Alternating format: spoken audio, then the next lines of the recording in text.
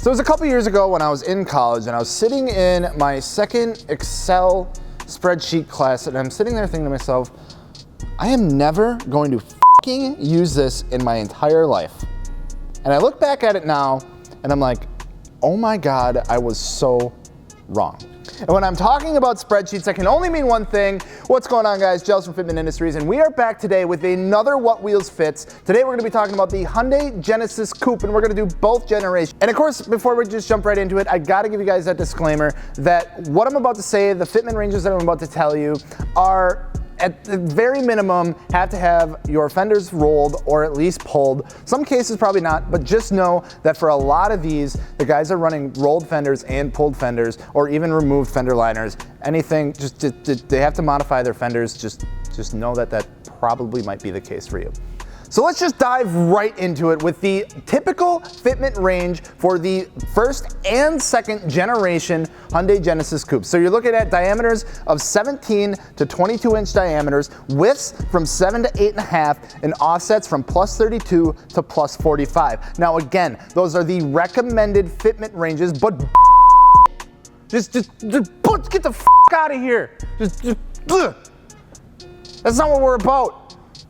Fitment, it's literally in our name. So just one quick thing to note on these cars is that for the first and second generations, a lot of people are running more of a staggered setup than a square setup. And what a staggered setup means is that they're running a wider wheel in the back and a more narrow wheel up front. And number one, these cars are rear wheel drive. And number two, they just have a thick, like with 2 C's, booty on the back. So people can fit more of a wider tire on the back versus the front. So jumping right into the first generation, we see diameters of 18, 19, and 20 inches as far as wheel diameter. So first we're gonna go over some square setups. So for an 18-inch wheel with a square setup, you're looking at sizes usually around 18 by 9.5 plus 30 for a nearly flush setup. When you get into the plus 15, plus 12s, and even the plus 10s for a more aggressive fitment, and that's when you start seeing more of the poke fitment come out. As soon as you dump below that plus 20 offset, you start to get a little more aggressive. The wheel starts poking outside the car a little more, and that, well, yeah. We also see people running an 18 by 10 plus 30 for more of a flush setup, and even an 18 by 10 plus 20. So typically you're gonna see that 30 to 20 as far as the offsets go. Now, even though the 19-inch diameters are the most common from what we see in our gallery on these cars, not a lot of people, actually pretty much nobody, is running a 19-inch square setup for that matter on the first generations or even the second generation. So like anything bigger than an 18, people are running a staggered setup. That's just how it goes. I'm sorry. If you are running a 19 square setup, I'm sorry. You're just like the one of the thousands of people. Sorry. So on that note, let's just go right into the staggered setups. So for an 18-inch staggered setup, we're looking at a front width of 9.5 with a rear width of 10.5. So for a staggered setup for an 18-inch wheel, you're looking at a 9.5 wide up front and a 10.5 in the back. Now that is the most common staggered setup for an 18-inch wheel on these cars. Now, of course, you can go up from that or down from that. So I'll go ahead and list a couple more examples. We'll throw some up on the screen with the specs to show you guys what they look like. We see people running an 18 by 9.5 plus 22 up front with an 18 by 10.5 plus 22 in the rear, 18 by 9.5 plus 15 in the front, 18 by 10.5 plus 15 in the rear, and that gets you more of a poke fitment rather than a flush fitment. And then moving on to a 19-inch staggered setup, some quick examples you're looking at, a 19 by 8.5 plus 15 up front, 19 by 10 plus 20 in the rear, 19 by 9.5 plus 22 in the front, 19 by 10.5 plus 22 in the rear, 19 by 9.5 plus 22 up front, and a 1911 plus 22 in the rear, and a 19 by 10 plus 5 up front, and a 19 by 11 plus 8 in the rear. So you can fit a wide variety of not only widths, but offsets on these cars. It's just a matter of adjusting your camber, depending on what kind of suspension you have, and the amount of modification you do to your fenders. And of course, we didn't forget about the 20-inch staggered setup. So we're looking at 20 by 9 plus 30 up front, 20 by 10.5 plus 40 in the rear, 20 by 9 plus 20 in the front, 20 by 10 plus 25 in the rear, 20 by 9.5 plus 20 up front, and 20 by 10.5 plus 25 in the rear. So again, we see the bigger wheels being more common on these cars versus the 18-inch. The 19s, like I said, are the most common.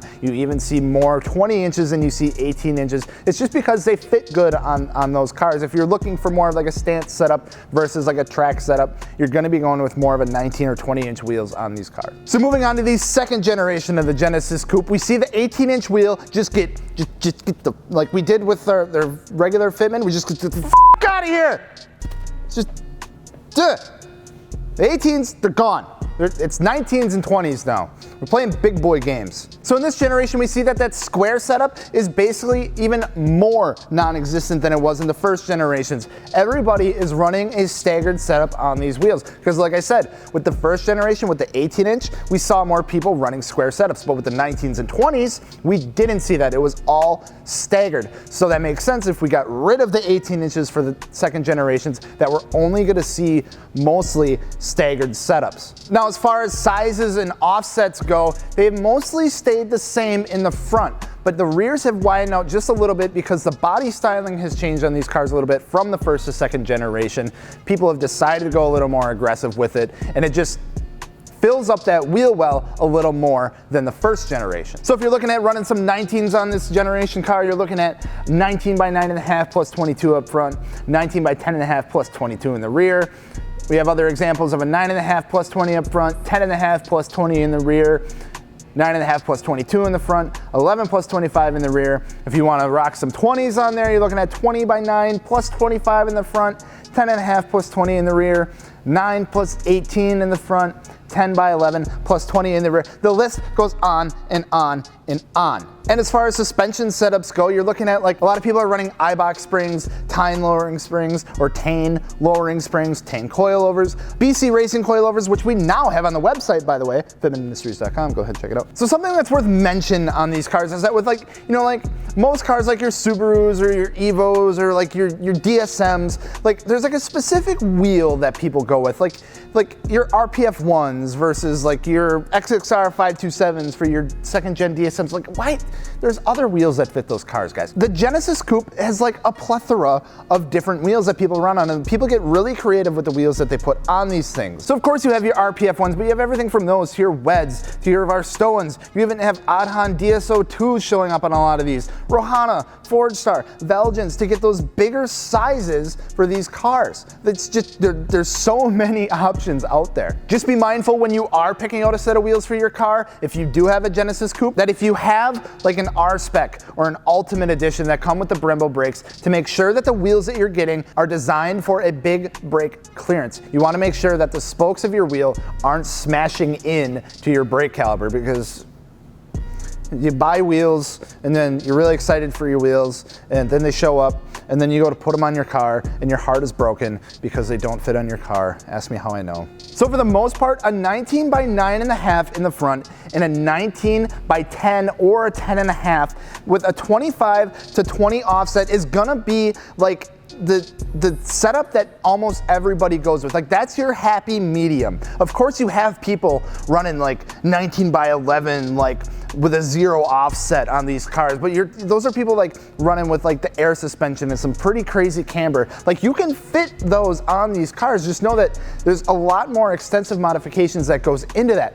So if you're looking to see what other kind of wheels fit on these cars, go to our gallery. The Genesis Coupe is a very popular car in our gallery. You can punch in the exact specs that you want to see on these vehicles. Most likely it'll be on there. So head on over to fitmentindustries.com, head over to our gallery, punch in Genesis Coupe, punch in the wheel specs that you're looking for, and not only will you see how that looks like on those cars, but it also gives you a reference to what tire sizes people are running and what kind of suspension people are running. So that's gonna wrap it up for this episode of What Wheels Fits. Go ahead and comment down below on what cars you guys would like to see us do next, because I just love going through sheets and sheets in Excel, going through data. I mean, but no, seriously, let us know what you guys want us to cover next. We'll be more than happy to do it. We always read the comments, so we take your guys' comments into consideration when we do these videos. If you're looking for wheels, tires, suspension, gear, anything, head on over to fitmentindustries.com. We got you covered there. But I'm Jealous from Fitment Industries. Don't forget to subscribe, and we'll see you later. Peace.